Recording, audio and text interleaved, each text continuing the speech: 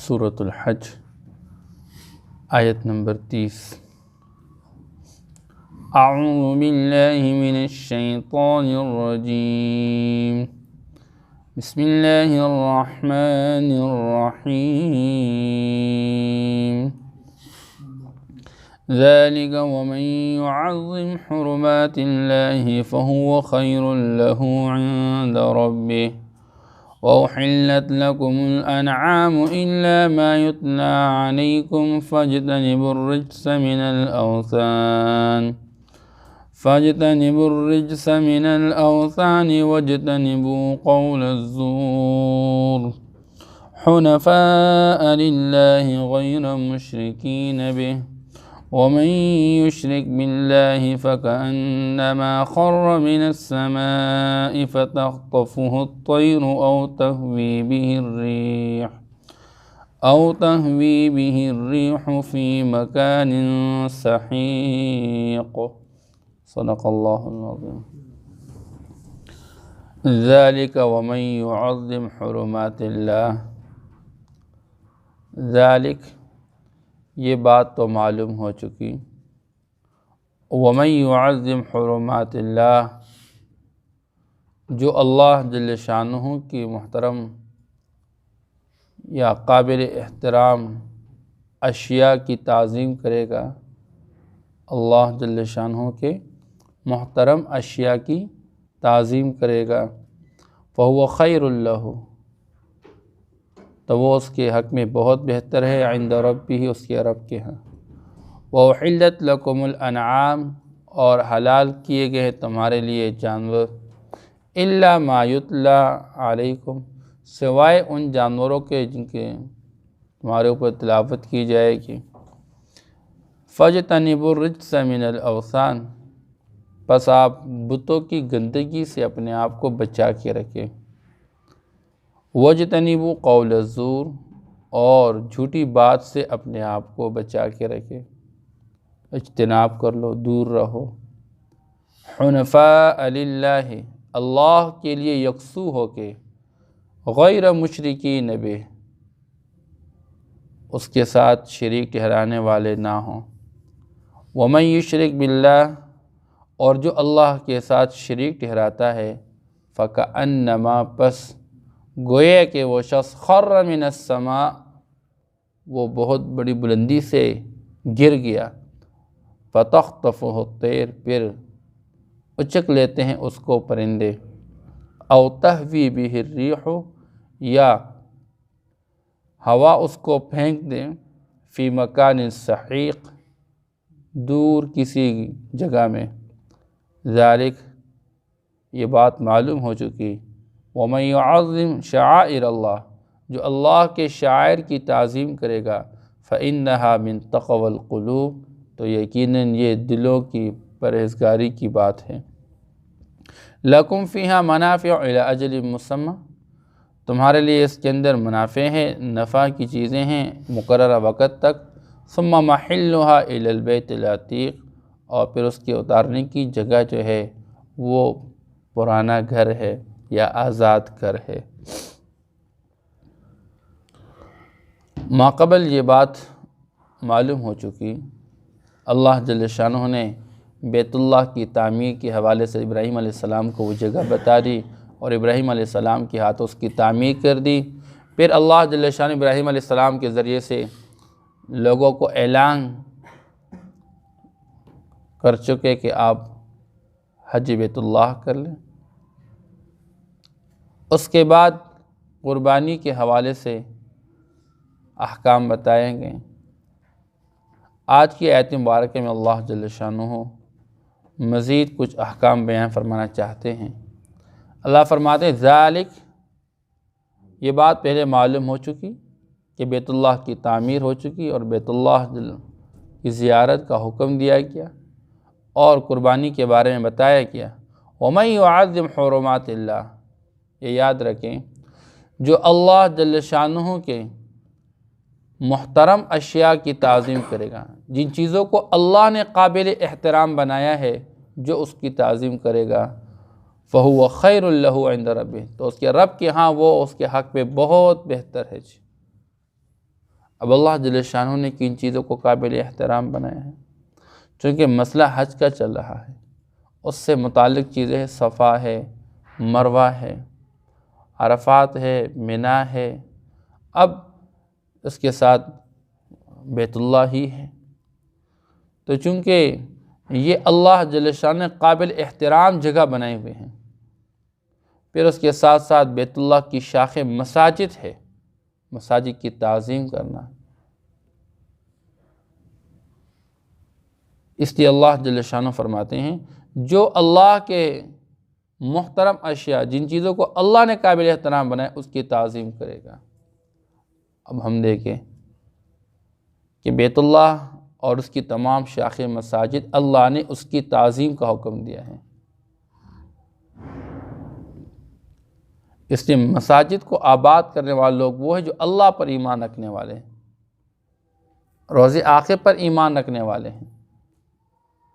اور پھر مسجد کے آداب کے حوالے سے کہ مسجد کے اندر اونچی بات نہ کرے، اونچی آواز سے بندہ بات نہ کرے، مسجد کے اندر دوڑے نہیں، یہ مسجد کے آداب کے خلاف ہے۔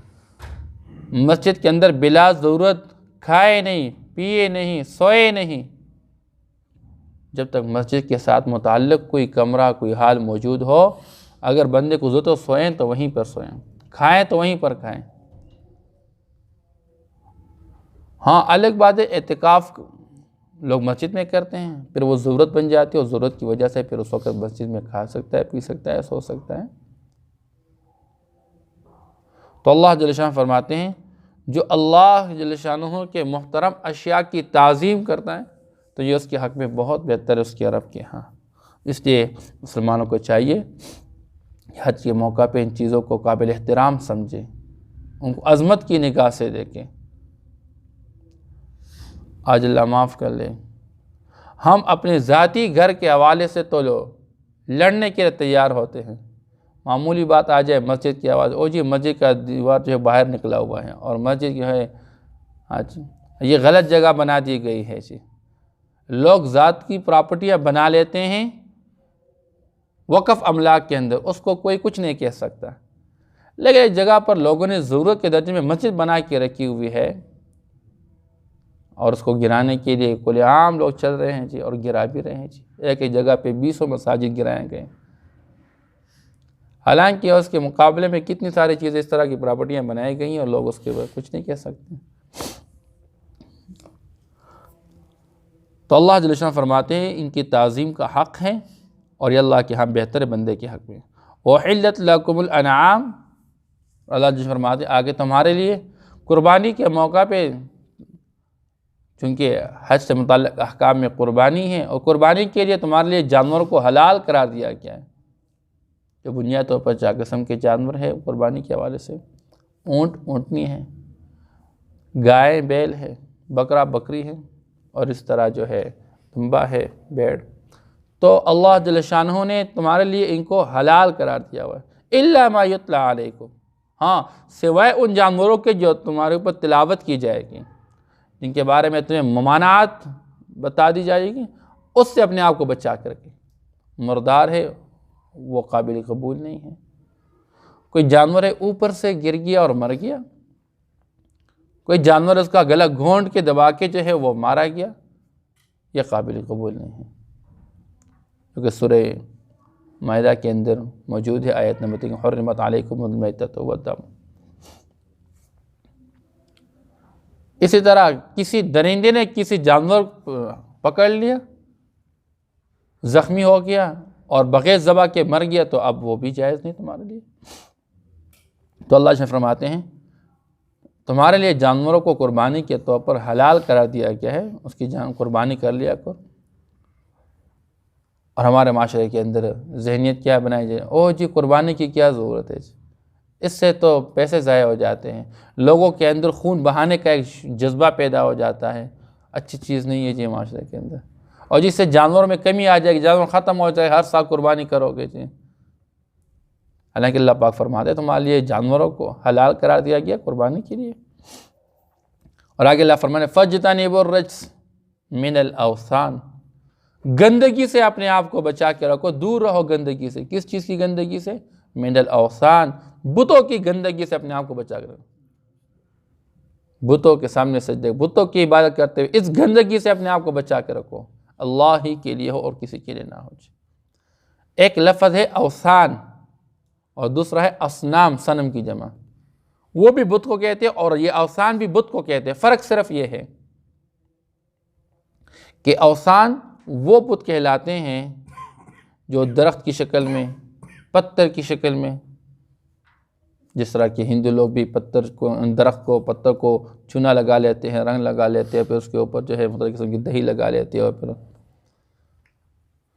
اور جو بت انسان کی شکل میں ہو، کسی جانور کی شکل میں ہو، اس کو اصنام کہا جاتا ہے۔ تو بتوں کی عبادت، اس سے اپنے آپ کو بچا کے رکھو، اس گندگی سے اور پلیتی سے اپنے آپ کو بچا کے رکھو۔ وَاجْتَنِبُوا قَوْلَ الزُّورِ، اور جھوٹی بات سے اپنے آپ کو بچا کے رکھو۔ زور یہاں پر قول الزور، عام جھوٹی بات، یہ جھوٹ بولنے والوں پر اللہ کی طرف سے لعنت ہوتی ہے، اسے اپنے آپ کو بچا کے رکھیں۔ اور یا مراد یہ کہ جھوٹی گواہی سے اپنے آپ کو بچا کے رکھو۔ آپ صلی اللہ تعالیٰ علیہ وسلم نے ایک موقع پہ فرمایا کہ جھوٹی گواہی کو اللہ کے ساتھ شریک ٹھہرانے کے برابر قرار دیا گیا ہے۔ اتنا بڑا گناہ گوئے کہ بندہ اللہ کے ساتھ شریک ٹھہراتا ہے۔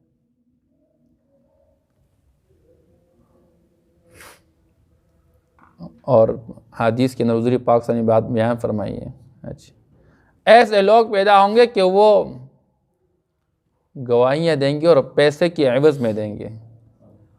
آج ہم دیکھتے رہتے ہیں کہ ہمارے معاشرے کے اندر عدالتوں کے بعد جائے، کسی بندے کے پاس کوئی گواہ موجود نہیں ہے، چلے جاتے ہیں، پیسے لیتے ہیں، 200 300 400 500 پہ جھوٹی قسمیں کھا کے گواہیاں دیتے رہتے ہیں۔ اس سے آپ صلی اللہ علیہ وسلم فرمایا کہ اس سے اپنا کو بچا کے رکھیں۔ حنفاء للہ، تم یہ اعمال کرتے ہو، قربانی کرتے ہو، حج ادا کرتے ہو، ہر چیز میں یکسو ہو کے، ایک طرف ہو کے، سارے دائیں بائیں سے اپنے آپ کو بچا کے ایک اللہ کی عبادت کر لیا کرو، غیر مشرکین، اس کے ساتھ کسی چیز کو شریک ٹھہرائے بغیر، اللہ کے ساتھ شرک کے بغیر اللہ کے لیے یکسو ہو کے ایک اللہ کی عبادت میں لگے رہو۔ وَمَن يُشْرِكْ بِاللَّهِ فَكَأَنَّمَا خَرَّ مِنَ السَّمَاءِ، اللہ پاک فرماتے ہیں جو اللہ کے ساتھ شریک ٹھہراتا ہے اللہ اس کو کس طرح سزا دیتے ہیں؟ فَكَأَنَّمَا خَرَّ مِنَ السَّمَاءِ، گوئے کہ وہ بندہ آسمان سے نیچے گر پڑتا ہے۔ یعنی وہ اتنی بلندی پہ بندہ جب توحید پہ چلتا ہے، اللہ کی وحدانیت کا قائل ہوتا ہے، اتنی بلندی پہ بندہ چلتا ہے، اور جب یہ اللہ کے ساتھ شریک ٹھہراتا ہے گوئے کہ یہ بلندیوں سے نیچے زمین پہ گر پڑتا ہے، اور ایسا گر پڑتا ہے کہ صرف گرتا نہیں ہے بلکہ پرندے آ کے اس کو نوچ لیتے ہیں، وہ چک لیتے فَتَخْطَفُهُ الطَّيْرُ۔ اور آگے اللہ فرماتے او تہوی بہ الرِّیحُ فی مکان سحیق، یا مشرک کو مثال کے ساتھ سمجھانے کے لیے سمجھاتے ہیں کہ گوئے کہ جب بندہ اللہ کے ساتھ غیر اللہ کو شریک ٹھہراتا ہے تو اس کی مثال یوں بن جاتی ہے کہ گویا کہ اس بندے کو ہوا اٹھا کے دور پھینک دیں ایک گھڑے کے اندر، جس کا کوئی نام و نشان باقی نہیں رہتا، نیست و نابود ہو جاتا ہے یہ بندہ۔ تو یہ دو مثال اللہ پاک نے مشرک کے حال کے سمجھانے کی اس لیے دی ہے کہ ایک قسم کا مشرک وہ ہوتا ہے جو اپنے شرک کے اندر تذبذب کا شکار ہوتا ہے، اور دوسرا مشرک وہ جو پختہ ہوا کرتا ہے، جو تذبذب کا شکار ہے گوئے کہ وہ آسمان سے گھرا اور پرندے جو ہے اس کو اچک لیتی ہے اور نوچ لیتی ہے اس کو، اور دوسری طرف جو پکا مشرک ہے، پختہ ہے اپنے غلط عقیدے کے اندر، ایسے گوئے ہوا اس کو اٹھا کے دور پھینک دیجیے، تو ایسے یہ ذلیل ہو جاتے ہیں اور خوار ہو جاتے ہیں۔ ذالک، اللہ فرماتے یہ بات آپ کو معلوم ہو چکی ہے پہلے کہ اللہ پاک کے قابل احترام چیزیں جن کو اللہ نے قابل احترام بنایا اس کا احترام کرو، اس کو عظمت کی نگاہ سے دیکھو، اس کی تعظیم کرو۔ وَمَن يُعَظِّمْ شَعَائِرَ اللَّهِ، یاد رکھیں حرمات اللہ کو بھی تعظیم اور عظمت کی نگاہ سے دیکھنا، اور ایسے ہی شعائر اللہ کو بھی عظمت کی نگاہ سے دیکھنا۔ شعائر بنیادی طور پر یہ کہتے ہیں بدن کے ساتھ پیوست جو لگا ہوا کپڑا ہوا کرتا ہے، تو مراد اس سے وہ اعمال اور احکام ہے جو دین کے اجزاء ہیں اور دین کا حصہ بن چکے ہیں، جیسا کہ نماز ہے، روزہ ہے، زکوٰۃ ہے، حج ہے، قربانی ہے۔ ان احکام کو عظمت کی نگاہ سے دیکھو، کبھی کوئی تحقیر نہیں کرنا ہے، معمولی چیزیں نہیں سمجھنی ہیں ان کو۔ اس لیے اللہ جیسے کہ شاعر کو عظمت کی نگاہ، فَإِنَّهَا مِن تَقْوَى الْقُلُوبِ، اس لیے کہ یہ دل کی پرہیزگاری کی بات میں سے۔ مطلب یہ ہے کہ یہ جو شاعر اللہ ہے، اللہ کی طرف سے بھیجے گئے احکام ہیں جو دین کے حصے ہیں، ان کو عظمت کی نگاہ سے وہ دیکھے گا جس کے دل کے اندر پرہیزگاری ہوگی۔ اور جو بندہ اس کے مقابلے میں شرک کو، اس کے مقابلے میں منافقت کو، اس کے مقابلے میں جو ہے بدعات اور رسومات کو اچھا سمجھتا ہے، سمجھے کہ اس کے دل کے اندر تقوی نہیں ہے، جی پرہیزگاری نہیں ہے، خالی ہے۔ لَكُمْ فِيهَا مَنَافِعُ إِلَىٰ أَجَلٍ مُّسَمًّى۔ بھائی یہ جو قربانی ہے، اس کے جانور ہیں، عظمت کی نگاہ سے دیکھو، تمہارے لیے ایک طرف یہ قابل احترام چیزیں ہیں، اور تمہارے لیے اس کے اندر جو ہے اللہ پاک فرماتے ہیں نفع بھی ایک مقررہ وقت تک۔ کوئی جانور ہے وہ دودھ والا ہے، تو جب تک اس کو قربانی کے لیے نامزد نہ کیا جائے، متعین نہ کیا جائے، تو تب تک آپ اس سے دودھ استعمال کر سکتے ہیں۔ لیکن کسی جانور کو متعین کیا گیا کہ یہ قربانی کا جانور ہے، اور آپ اس کو خرید لیتے ہیں قربانی کے لیے، پھر اس کا دودھ خود استعمال نہیں کر سکتے ہیں، بلکہ اس کا دودھ جو ہے کسی غریب فقیر مسکین کو دیا جائے گا، اور کوئی استعمال کرنا چاہتے تو اس کے پیسے صدقہ کرنا واجب ہے اس کے لیے۔ ایسے ہی سواری والا جانور ہے، لیکن جب وہ اس کو متعین کیا گیا قربانی کے لیے، پھر اس پر آپ سواری نہیں کر سکتے۔ اس لیے آپ صلی اللہ تعالیٰ علیہ وسلم نے ایک بندے کو دیکھا جو کہ بہت مشکل سے چل رہا ہے، اس کے ساتھ جانور بھی ہے جس میں سے بعض پہ سوار ہو سکتا تھا، تو حضور پاک صلی اللہ علیہ وسلم اتنی مشکل میں اپنے آپ کو ڈالا ہوا ہے، کسی ایک جانور پہ سوار ہو کے چلو۔ اس نے کہا اللہ کہ یہ ہدیہ ہیں، الحد، حد کہتے ہیں جو قربانی کا جانور ہوگا جس کو حرم کی حدود کے اندر قربان کیا جاتا ہے، ذبح کیا جاتا ہے۔ تو اللہ کے رسول یہ تو میں نے حرم تک پہنچانے ہیں اور وہاں ان کو ذبح کرنا ہے، مطلب ہے کہ میرے لیے اس پر تو سواری جائز ہے۔ حضور نے فرمایا کہ ٹھیک ہے، اگر آپ کے پاس کوئی اور سواری ہوتی تو پھر تو جائز نہیں تھا، ابھی آپ معذور ہیں، لہٰذا آپ کے لیے اس وقت گنجائش ہے، جائز ہے آپ کو۔ اس لیے ایک مقررہ وقت تک تمہارے اس کے اندر نفع بھی ہے کہ ضرورت کے درجے میں آپ اس کو استعمال کر سکتے ہیں۔ بہرحال فَإِنَّهَا، اللہ پاک فرماتے ہیں إِلَىٰ أَجَلٍ مُّسَمًّى ثُمَّ مَحِلُّهَا إِلَى الْبَيْتِ الْعَتِيقِ، اور پھر اس کے اترنے کی جو جگہ ہے تو وہ کون سی ہے جی؟ بیت عتیق ہے، اللہ جل شانہ کا گھر، یعنی بیت اللہ حرم کی حدود میں داخل کروا کے اس کو لے جاؤ، وہاں پر اس کو ذبح کر لو جی۔ إِلَى الْبَيْتِ الْعَتِيقِ، کل یہ بات گزر گئی تھی کہ بیت عتیق سب سے پرانا گھر، جو سب سے پہلا گھر بن گیا زمین پہ، وہ اللہ کا گھر بن گیا جی۔ اور یہ عتیق سے مراد وہ گھر جو کہ آزاد ہے ہر قسم کے جابر و ظالم کے تسلط سے، اور جس نے بھی اس کی طرف میری آنکھ اٹھا کے اور اس کے تحقیق کرنا چاہے، اور یا کوئی غلط ارادہ کرنا چاہا، اس کو مسمار کرنا چاہا، تو اللہ جل شانہ نے ہمیشہ کے لیے اس کو نیست و نابود کر دیا ہے۔ جیسا کہ اصحاب فیل کا واقعہ ہے، جن لوگوں نے بیت اللہ کو منہدم کرنے کا، شہید کرنے کا ارادہ کیا، اللہ نے ان کے اوپر پرندے بھیج دیے اور چھوٹی چھوٹی کنکریاں، ہاں جی، جو راکٹ اور میزائل کی طرح آگ کے ان کے سروں پہ لگ جاتے تھے اور ڈھیر بن جاتے تھے جی۔ ابابیل، ارسل علیہم طیرا ابابیل۔ تو معلوم ہوتا ہے کہ ہمیں بھی کوشش کرنی چاہیے کہ جو شعائر اللہ ہے، جو حرمات اس کو عظمت کی نگاہ سے اس کے آداب بچا لیں جی۔ ذالک ومن یعظم حرمات اللہ، ذالک، یہ بات پہلے معلوم ہو گئی کہ بیت اللہ کی تعمیر ہو چکی ہے اور حج کے لیے اعلان ہو چکا ہے اور قربانی کے بارے میں بتایا گیا ہے۔ یاد رکھو ومن یعظم حرمات اللہ، جو اللہ کے محترم اشیاء کی تعظیم کرے گا، جن چیزوں کو اللہ نے قابل احترام ٹھہرایا ہوا ہے، چاہے وہ صفا ہے یا مروہ ہے یا منی ہے یا مزدلفہ ہے، چاہے وہ بیت اللہ ہے یا بیت اللہ سے متعلق جتنی مساجد کی شاخیں جو ہیں مساجد، جو بھی اس کی تعظیم کرے گا فَهُوَ خَيْرٌ لَهُ عِنْدَ رَبِّهِ، تو وہ اس کے حق میں بہت بہتر ہے اس کے رب کے ہاں۔ وَحِلَّتْ لَكُمُ الْأَنْعَامُ، اور حلال کیے گئے تمہارے لیے جانور، إِلَّا مَا يُتْلَىٰ عَلَيْكُمْ، سوائے ان جانوروں کے جن کی تمہارے اوپر تلاوت کی جائے گی۔ فَاجْتَنِبُوا الرِّجْسَ مِنَ الْأَوْثَانِ، پس تم دور رہو بتوں کی گندگی سے، پلیتی سے۔ وَاجْتَنِبُوا قَوْلَ الزُّورِ، اور جھوٹی بات سے دور رہو، اجتناب کرو، اپنے آپ کو بچا کے رکھو، جھوٹی بات یا جھوٹی گواہی سے اپنے آپ کو بچا کے رکھو۔ حنفاء للہ، ایک اللہ کے لیے یکسو بن کے، غیر مشرکین بھی، اس کے ساتھ کسی کو شریک ٹھہرائے بغیر۔ وَمَن يُشْرِكْ بِاللَّهِ، اور جو اللہ کے ساتھ کسی کو چیز کو شریک ٹھہراتا ہے، فَكَأَنَّمَا خَرَّ مِنَ السَّمَاءِ، تو اس کی حالت یہ بن جاتے گویا کہ وہ بلندی سے نیچے گر جاتا ہے، آسمان سے نیچے گر جاتا ہے۔ فَتَخْطَفُهُ الطَّيْرُ، پھر پرندے اس کو اچک لیتے ہیں، نوچ لیتے ہیں۔ أَوْ تَهْوِي بِهِ الرِّيحُ فِي مَكَانٍ سَحِيقٍ، اور یا اس کی مثال یوں بن جاتے کہ ہوا اس کو دور کہیں گڑھے میں پھینک ڈالیں۔ ذَلِكَ وَمَن يُعَظِّمْ شَعَائِرَ اللَّهِ، یہ بات پہلے معلوم ہو چکی کہ اللہ جل شانہ کے قابل احترام چیزیں جو ہیں اس کی تعظیم لازم ہے۔ ایسے اللہ فرماتے ہیں وَمَن يُعَظِّمْ شَعَائِرَ اللَّهِ، جو اللہ کے شاعر کی تعظیم کرے گا، مراد اس سے وہ دین کے اجزاء اور احکام ہیں، نماز، روزہ، زکوٰۃ، حج، قربانی۔ فَإِنَّهَا مِن تَقْوَى الْقُلُوبِ، تو اللہ کے شاعر کی تعظیم یقینی طور پر یہ دلوں کے پرہیزگاری کی بات ہے۔